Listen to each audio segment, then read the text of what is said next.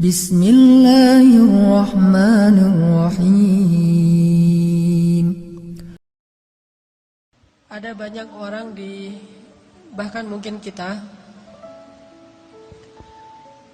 ngerasa bahwa kita itu kurang beruntung dibandingkan orang lain. Ngerasa bahwa kayaknya Allah nggak adil sama kita. Karena kita melihat orang lain mendapatkan banyak nikmat, sedangkan kita enggak. Kita ngerasa kayak orang yang paling dicurangin dalam hidup oleh Allah Subhanahu wa taala. Kita ngerasa kayaknya orang yang paling sengsara di antara semua manusia. Ketika kita membandingkan hidup kita dengan hidup orang lain. Kalau kita pernah ngerasa kayak gitu, gara-gara kita sedang diuji oleh Allah dengan satu masalah, pasti kita berarti belum mengenal Allah Subhanahu wa taala. Ada orang yang diuji mungkin dengan ujian fisik. Dan kadang-kadang itu bukan ujian sebetulnya.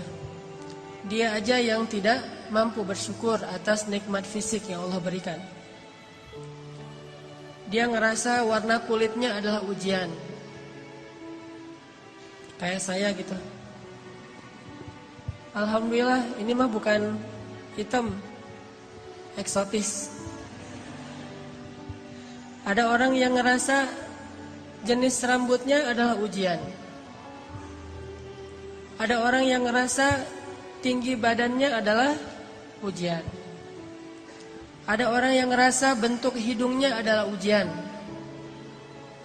Ada orang yang ngerasa gemuk dan kurusnya adalah ujian. Ada orang yang bahkan ngerasa nasab keturunan adalah ujian. Sehingga bagi dia menjadi orang yang paling tidak beruntung karena diberikan fisik yang menurut dia tidak ideal. Ini pasti orang gak kenal Allah Subhanahu wa ta'ala. Kalau dia kenal Allah Subhanahu wa ta'ala, maka dia akan melihat sebaliknya. Kalau dia kenal Allah Subhanahu wa ta'ala, alih-alih dia mengeluhkan nikmat, justru dia makin bersyukur kepada Allah. Ada juga orang yang merasa dirinya paling menderita karena melihat dirinya orang yang paling tidak beruntung dalam urusan harta. Dia menilai orang lain lebih beruntung karena gajinya lebih besar, karena diberikan nafkah oleh suaminya lebih banyak, karena kendaraannya lebih baik, karena rumahnya lebih luas, karena tempat kerjanya itu lebih bergengsi, karena titel dan gelar-gelarnya itu lebih tinggi, sehingga dia merasa karena hartanya terbatas menjadi orang yang paling sengsara di muka bumi. Ini juga orang yang gak kenal sama Allah. Atau ada juga yang ngerasa dirinya tuh paling menderita karena masih jomblo. Dia cemburu kepada temannya yang nikah. Bahkan dia cemburu kepada temannya yang baru putus. Lo masih mending ngerasain gimana putus. Dah gua jadi juga gak pernah katanya. Jadian juga gak pernah, apalagi putus. Ada banyak banget hal yang dikeluhkan oleh manusia untuk dia ngerasa pantas menyebut dirinya itu sebagai orang yang paling sengsara.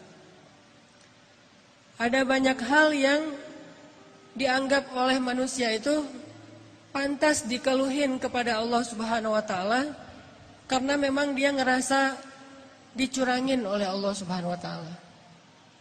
Abu Ubaidah bin Jarrah kekuasaan sebagai gubernur di Syam, Suriah.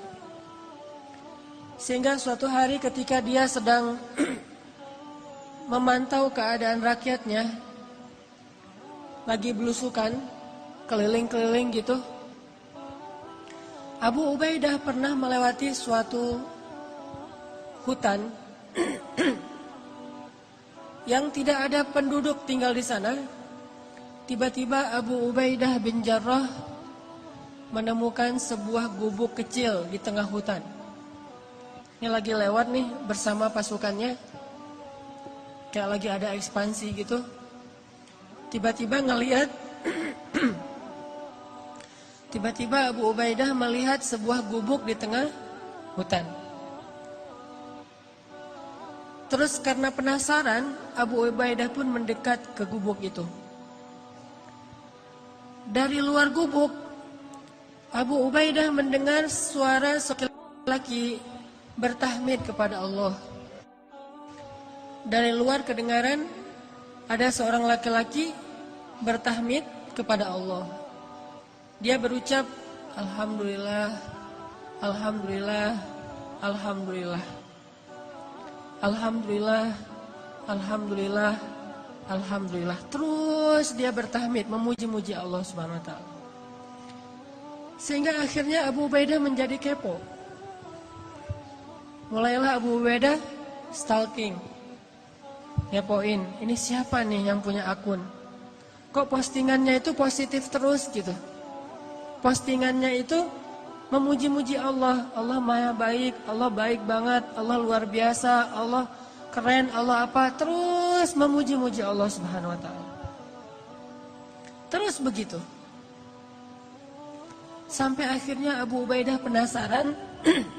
Maka Abu Ubaidah pun memberi salam, minta izin supaya dibolehkan masuk ke dalam rumah. Assalamualaikum. Waalaikumsalam. Boleh saya masuk? Adkhul, kata Abu Ubaidah. Silakan, silakan. Akhirnya Abu Ubaidah pun masuk ke dalam rumah itu. Sementara prajurit-prajuritnya menunggu di luar. Ketika Abu Ubaidah masuk ke dalam rumah, Abu Ubaidah merasa heran karena dia melihat di dalam rumah itu hanya ada seorang kakek-kakek yang terbaring di atas tanah, nggak punya kasur, bahkan nggak punya tikar, nggak punya bantal, benar-benar terbaring di atas tanah, dan rumahnya kosong, tidak ada perabotan apapun, nggak ada tempat tidur, nggak ada lemari, nggak ada dapur, ya satu ruangan gubuk itu aja. Dan dia melihat seorang kakek-kakek terbaring sedang memuji-muji Allah Subhanahu wa Ta'ala. Ketika Abu Ubaidah mendekat kepada kakek ini, ternyata Abu Ubaidah baru ngeh kakek ini adalah seorang tunanetra, tidak bisa melihat. Lalu dia melihat kaki kakek ini dalam keadaan lumpuh, tidak bergerak. Usianya sudah sangat tua, matanya buta, tubuhnya lumpuh. Yang bergerak dari tubuhnya cuma bibir saja, sambil berucap, Alhamdulillah, Alhamdulillah, Alhamdulillah. Abu Ubaidah pun duduk di sisi kakek ini, kemudian Abu Ubaidah bertanya, Ya Abdullah, Ya Syekh, Kek, dengan siapa kakek tinggal di sini? Kakek itu menjawab, saya tinggal di sini dengan anak saya. Tadinya saya punya keluarga besar. Saya punya istri, punya beberapa orang anak. Tapi istri saya sudah meninggal, anak-anak saya sudah meninggal, cuma tinggal satu orang. Terus kakek kenapa tidur di sini? Kata kakek itu, saya lumpuh dan saya tidak bisa melihat. Tapi Allah maha baik, kata kakek ini. Abu Ubaidah makin penasaran. Orang miskin, sebatang kara, lumpuh, udah tua, nggak bisa ngelihat, nggak punya siapa-siapa kecuali anaknya satu-satunya. Abu Ubaidah bertanya, Kek, saya dengar dari tadi kakek itu terus memuji Allah. Dari sejak saya di luar rumah, saya dengar kakek ini terus memuji Allah. Alhamdulillah, Alhamdulillah, Alhamdulillah. Tapi saya perhatikan, sepertinya kakek ini tidak punya kehidupan yang layak. Rumahnya gubuk, di dalam rumah nggak ada apa-apa, kakek sakit-sakitan, nggak punya keluarga. Saya penasaran, apa yang kakek syukuri kepada Allah sehingga kakek tidak berhenti mengucapkan Alhamdulillah. Perasaan nikmatnya kayak gini-gini aja nih. Terus apa yang kakek syukuri? Kakek ini tersenyum. Kemudian kakek ini mengatakan, wahai Tuhan, ada 2 nikmat yang diberikan Allah kepada saya, dan itu lebih saya cintai daripada dunia dan seisinya. Yang nikmat ini tidak diberikan kecuali kepada orang-orang yang Allah cintai saja. Ada 2 nikmat yang diberikan Allah kepada saya, yang nikmat ini khusus hanya diberikan oleh Allah kepada hamba-hamba yang Allah cintai. Dan 2 nikmat ini lebih saya sukai daripada dunia dan seisinya. Lebih saya sukai daripada keluarga, lebih saya sukai daripada harta, lebih saya sukai daripada jabatan, lebih saya sukai daripada kesehatan fisik. Karena 2 nikmat ini hanya Allah berikan kepada orang yang Allah cintai. Akhirnya Abu Ubaidah bertanya, ya Syekh, Kek, apa 2 nikmat yang Allah berikan kepada kakek yang tidak diberikan kepada sembarangan orang, hanya diberikan kepada orang-orang yang Allah cintai? Kakek ini menjawab, 2 nikmat itu adalah qalban syakiran wa lisanan dzakiran. 2 nikmat yang diberikan Allah hanya kepada orang yang Allah cintai adalah nikmat hati yang selalu mampu bersyukur dan nikmat lisan yang selalu mampu berzikir. Makanya kakek ini mengatakan, saya mendapatkan 2 nikmat yang Allah tidak berikan kepada siapapun kecuali kepada kekasihnya, yaitu nikmat qalban syakiran. Saya selalu bersyukur, saya selalu merasa bahagia, saya selalu merasa cukup. Walisanan dzakiran, dan lisan saya dibimbing dengan hati yang bersyukur itu untuk selalu berzikir, memuji Allah Subhanahu wa taala. Sedangkan hati yang tidak bersyukur akan membimbing lisannya untuk mengeluh, akan membimbing lisannya untuk mengutuk, akan membimbing